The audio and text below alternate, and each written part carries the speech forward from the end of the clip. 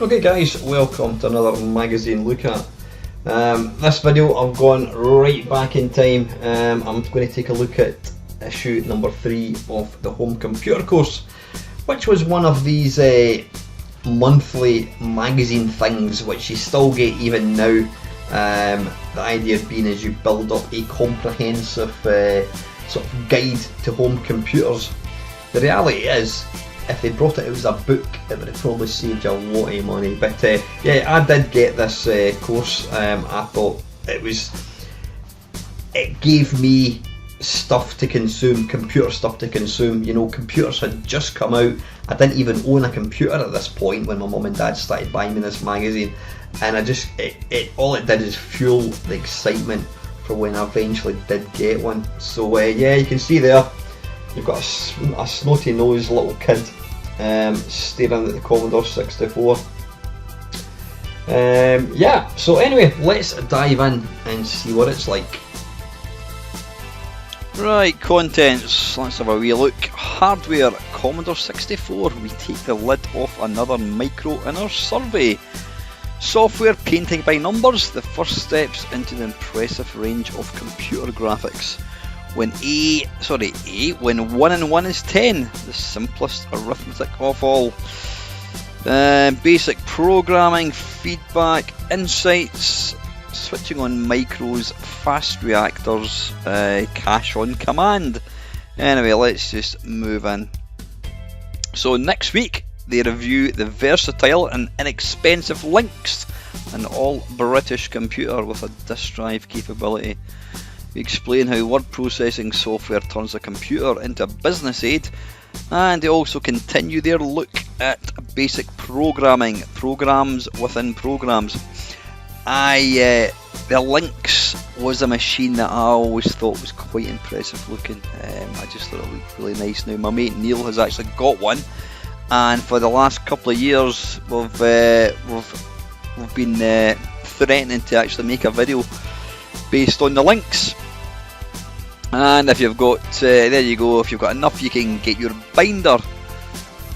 You've got to wait for issue 4. Binders may be subject to import duty and or local tax. Let's have a quick look and see if there's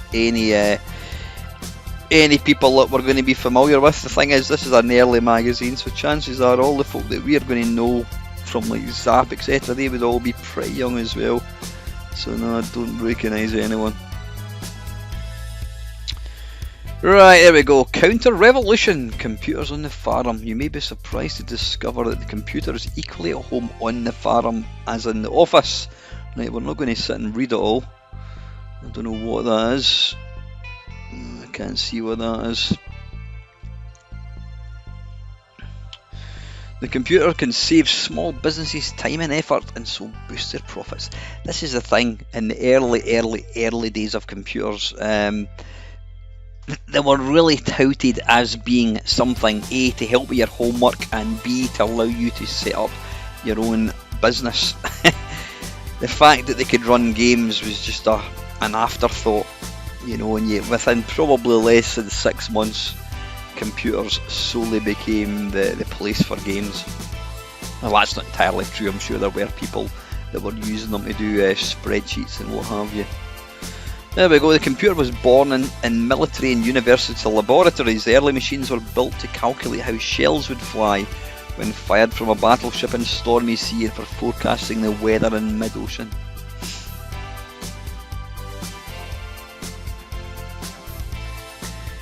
Thing is, magazines like this, looking at them now, they're very dry, and it's a kind of bizarre thing, but even as a kid I loved reading this kind of stuff. Even though it was just business, whatever, it was exciting because this was giving me a kind of a glimpse into computers. So it didn't really matter the fact that it was getting used for accounting or payroll, whatever. There we go, a computer system suitable for a small business will need to be a high quality machine capable of withstanding hours of everyday use. A good keyboard is essential, that rules out the Spectrum, and disk drives will also be needed to run the business software. The NCR Decision Mate illustrated here costs around £1,500, and as a typical system, the only other item needed is a printer costing 300 to 400 quid. Now 300 to 400 quid back in 1983 was an absolute phenomenal amount of money. You're probably talking 1300 pounds easily. So when people talk about, you know, I don't know, a PlayStation 5 excuse me, costing 450 quid, it's a drop in the ocean compared to what these machines cost back in the day. There we go. Brown's restaurant in Oxford seemed successful enough. It was usually full of diners, but its management were worried about how much overheads and wages were eating into the takings. A computer provided some answers by recording and dispatching orders and providing accurate bills. It minimised errors. Close monitoring of customer demand also led to a profitable adjustment in opening hours.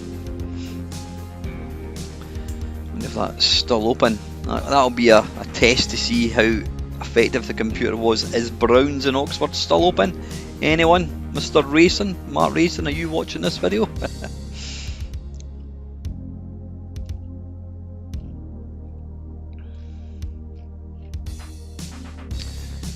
There we go. 3 fundamental types of computer graphics and how you can create images with them.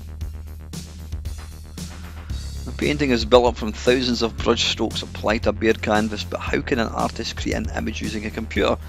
3 main systems and microcomputers are used for graphics. These approaches to the problem of graphical design are distinguished by the degree of control that they offer over the resolution. I'm not going to read that.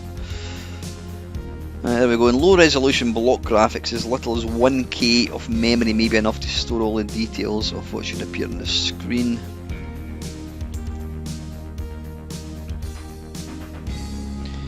Yeah. Like, you know what? Just seeing that little image, that brings back so many memories. Yeah. I wonder if this was done in a C64. Sprites is a name given to a way of making more realistic and easier to use pictures on your computer system. Originally developed by Texas Instruments, Sprite graphics are now available on several home computers, including the Texas Instruments TI-99, Commodore 64, Atari computers, and the Sword M5, which I just recently sold. In conventional graphics, pictures are built up on a single screen as you would paint a picture on a sheet of paper. The sprites, the computer artists, have several planes or layers, each of which can have its own pictures. Wow, there you go. The Sword M5 had as many as 32 different planes. Never knew that. And that was part of, that was a big part of the early days, is typing things in. Even if it was just like drawing a circle, it didn't matter. You couldn't get enough. You could not get enough stuff like this. Like this. Dearie me, I've got a lift. Excuse me. Holy shit, what is that? In 1943, at the height of the Second World War, a colonel in the US Army requested a calculating machine for the artillery. The challenge was taken up by the University of Pennsylvania, whose invention was presented in 1946. Having taken 7.237 man-hours to perfect. The machine was given the name ENIAC, or Electrical Numerical Integrator and Calculator, and was the earliest valve computer. Bloody hell. You know, it's insane to think that you know, I don't know.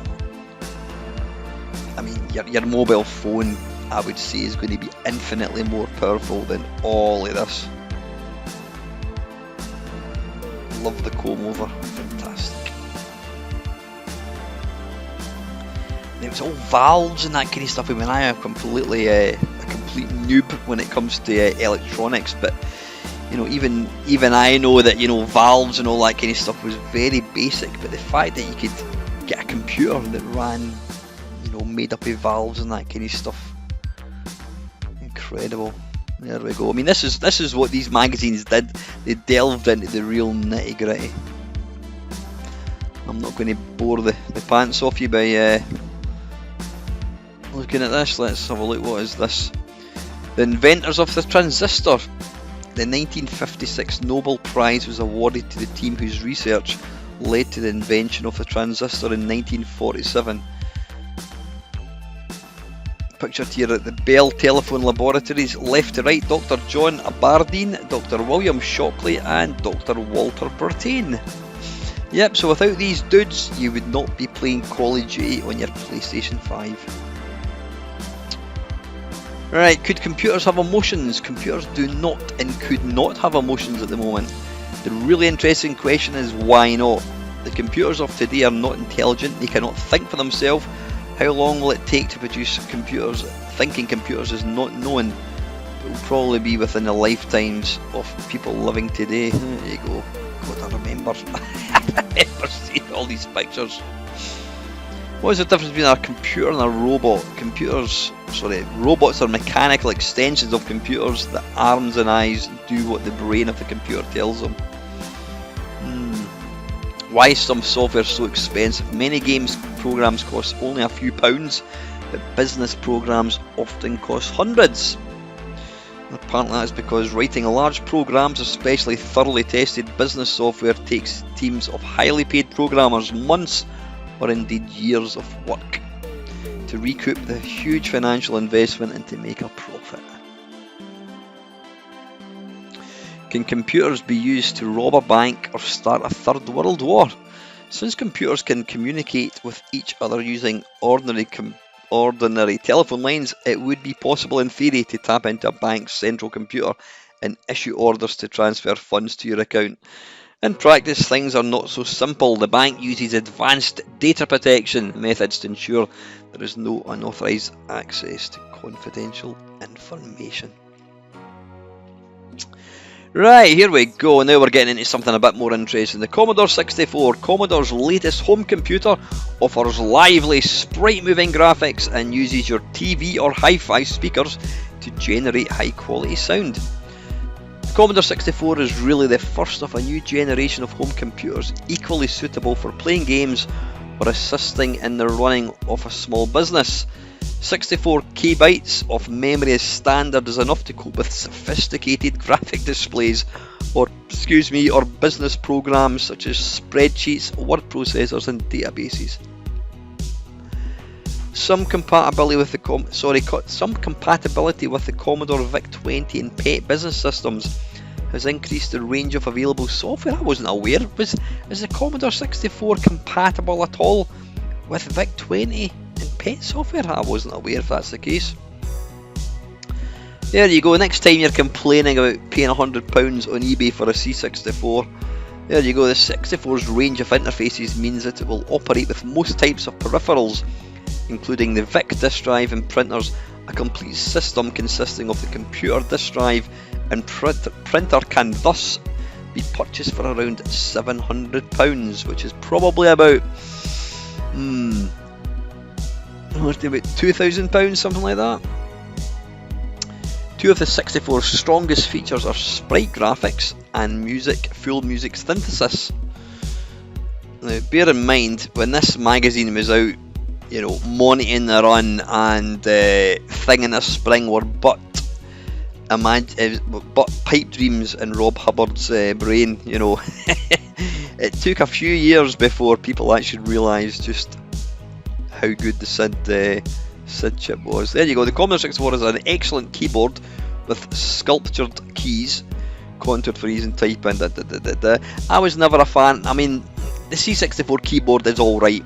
Compared to the Spectrum keyboard, it is night and day. But it's not the greatest. It's quite cheapy. It was quite easy to break as well, I always thought. There you go. There's the C2N, which you had to buy separately. I can't remember how much it was back in the day, but it wasn't cheap. And there's the original, the 1540 disk drive. The one I bought was the 1541. This single disc connects to 64 via the serial port. One 5¼ disc provides 170k of storage, and the maximum time taken to access any stored information is 2 seconds. There you go, there's a printer. I don't know how much that was. Apologies if you can hear my daughter yelling in the background. She's through next door. It's quite thin walls. So there you go, 229 quid would have got you a brand new Commodore 64. 1 megahertz clock speed, total of 64K, 20 kilobytes of ROM, supplying the operating system in BASIC. A maximum of 54K is available to the user if the BASIC interpreter is not used. There you go, there's all the different bits and pieces.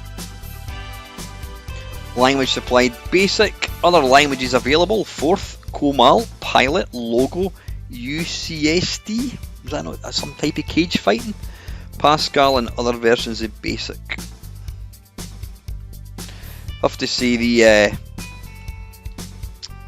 the manual, the beginner's manual for the C64 was a bit pants, it really was. There you go, 1982 Commodore International.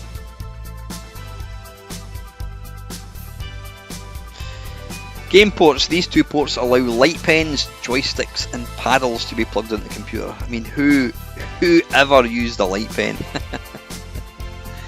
The only time I wouldn't have minded a light pen would be to use the Koala software. I used to draw using a joystick. I mean, who did that?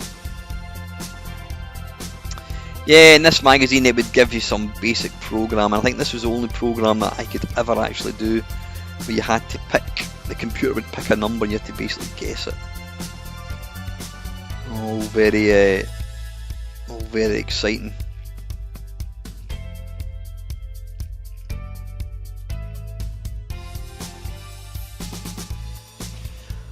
And if you want to polish up on your binary, then here we go. When 1 and 1 is 10, computers achieve their prodigies of calculation with just 2 digits, 0 and 1.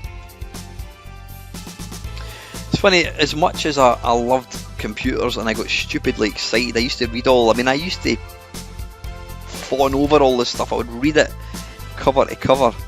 I never actually had any interest in programming. Possibly if I didn't have games so early on, then I might have dabbled, because at the end of the day, you know, without if you didn't have software, then you wrote your own, and that's what a lot of programmers did. Or they bought a game and they realised how shit it was and realised they could do it better. I'm just trying to think, that's probably the Atari, I think. A bit of Zaxxon going on there. Very few joysticks had the fire button on top. My favourite joystick, the Wico Boss, it was called, it had the fire button on top, but most of them had them on the bottom. There yours, a trackball. Basically a trackball is an upside down mouse. I wonder at what point did they decide, wait a minute, if you turn the trackball upside down you can use it to control, you can control it upside down. Yeah, we're not going to read any of that. But you know what? There is something really fascinating about all these early magazines, because, like I says, for somebody who's been brought up on PlayStation 4, PlayStation 5, you're going to look at this and just think, really, this is like dinosaurs. But to try and understand, before these magazines and computers came along, there was nothing. There was literally nothing. And so when these things started coming out, it was exciting. Magazines like this were exciting, honestly.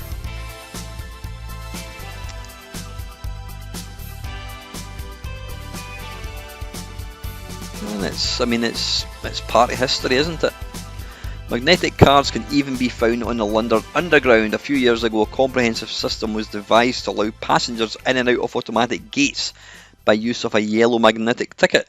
Unfortunately, the exit machines rejected tickets, so often the irate passengers forced the system of exit gates to be abandoned. Well, obviously, as we know, it's gone the full circle and they're now back.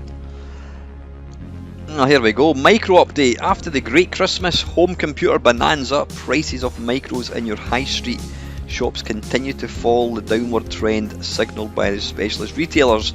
So to keep you up to date on how to get what you want at the best possible price, here are the latest changes in price and specification, together with details of some more machines that have only recently come onto the market. There you go, bloody hell, the Acorn Electron, typical price £199. So when people are going on eBay and paying 150 quid for an Electron, they're thinking that's ridiculous. But I mean, brand new, this would have been the equivalent of what, 350 quid? Something like that. The advantage is it's cheaper than the BBC Micro, though it has a comparable specification and it still has a full 56 key keyboard. Much slower than its big brother, Electron's value is enhanced by the fact that there is a certain degree of software compatibility with the BBC Micro, though the difference in speed may detract from this. Ah, the Aquarius, one of the worst computers ever. 50 quid, I wonder how much that would actually cost you now. I bet you can't even buy one. I've never seen one on eBay, to be fair. Yeah, 8K of memory. Atari 600, oh, I didn't actually realise the 600 was out at that point. So there you go, a brand new Atari 800 XL would cost you 256 quid.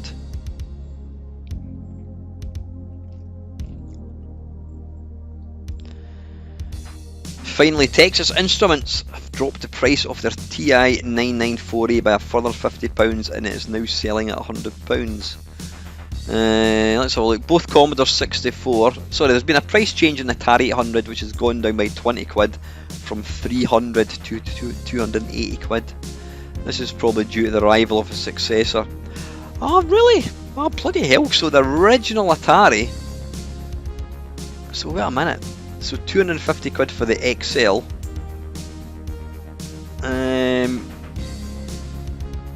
Right, so the original Atari was still more expensive.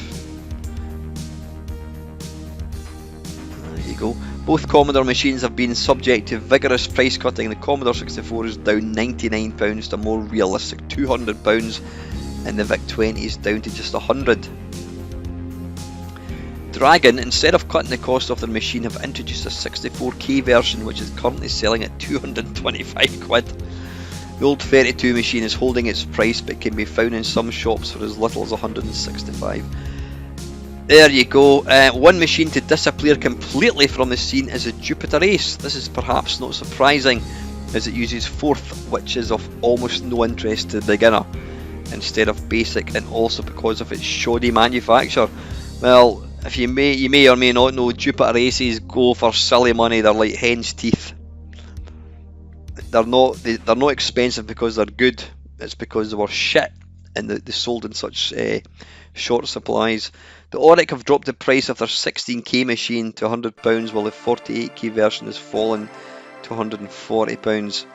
The cheap and very popular Sinclair ZX81 is likely to remain with us for at least another year, and has also been subject to a small price cut and now sells for 40 quid. Ah, there we go. Sort of decided to maintain the price of their M5 but have increased the memory size to 20. Can you imagine if you're wanting a computer for Christmas and you bought this? Did these things actually... Ah right, you could output to a TV. Right, I wasn't sure, I thought you were restricted to this little LCD thing. And finally, if you want to get yourself the binder, it's the home computer course grows week by week into the first ever step-by-step guide to computing for any machine. To help keep your copies immaculate, we will be making a very special binder offer with an order form in a future issue. Be sure not to miss it. So there you have it, guys. That is issue 3 of the home computer course. If there's a magazine you'd like to hear me read, then please just put your comments down below. As always, guys, I hope you enjoyed watching. Finally, thank you very much for watching.